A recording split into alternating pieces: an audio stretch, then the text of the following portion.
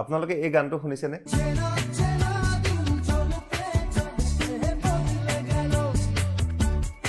গানটোৰ সুৰটো চিনাকি চিনাকি লাগিছে, হয় নহয়? ৰৈ ৰৈ বিনালে এটা গীতৰ সৈতে এই গীতৰ সুৰটো সম্পূৰ্ণ একেই।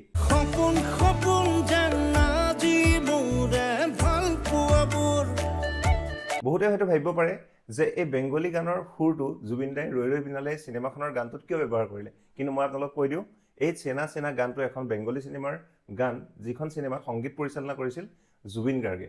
2010 চনত এই চিনেমাখন ৰিলিজ হৈছিল। আহক এই গানটোৰ বিষয়ে অলপমান জানিবলৈ চেষ্টা কৰোঁ। এই চিনেমাখনৰ নাম আছিল মন নিয়ে আৰু গানটোৰ নাম আছিল চেনা চেনা। জুবিন গাৰ্গৰ লগত কণ্ঠত সহযোগ কৰিছিল অনিন্দিতা নামৰ এগৰাকী গায়িকাই, আৰু মিউজিক আছে জুবিন গাৰ্গৰ, আৰু লগতে এই গানটো লিখিছিলে প্ৰিয় চেটাৰ্জী নামৰ এজন লিৰিচিষ্টে। উল্লেখনীয় কথা যে এই গানটোৰ ষ্টাৰ্টিঙত এটা ঠুমৰি ব্যৱহাৰ কৰা হৈছিল।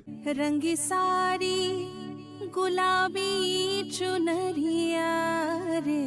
এই ঠুমৰিটোকে এবছৰ 1.5 বছৰমান আগত বলিউডৰ এখন চিনেমাত ৰিমেক কৰা হৈছিল।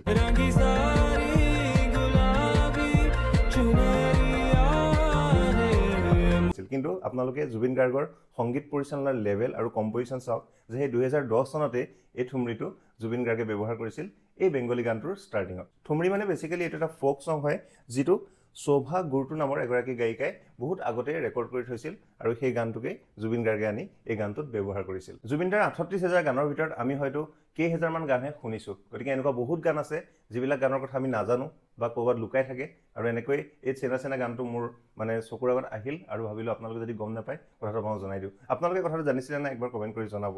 আৰু আমাৰ ৰৈ ৰৈ বিনালে চিনেমাখন সকলোৱে এবাৰ চাবলৈ যাব, আৰু কোনেও যাতে মোবাইলে ৰেকৰ্ডিং কৰি আপলোড নকৰে সেইটোৰ ওপৰত গুৰুত্ব দিব। আজিলৈ আহিছোঁ, ধন্যবাদ।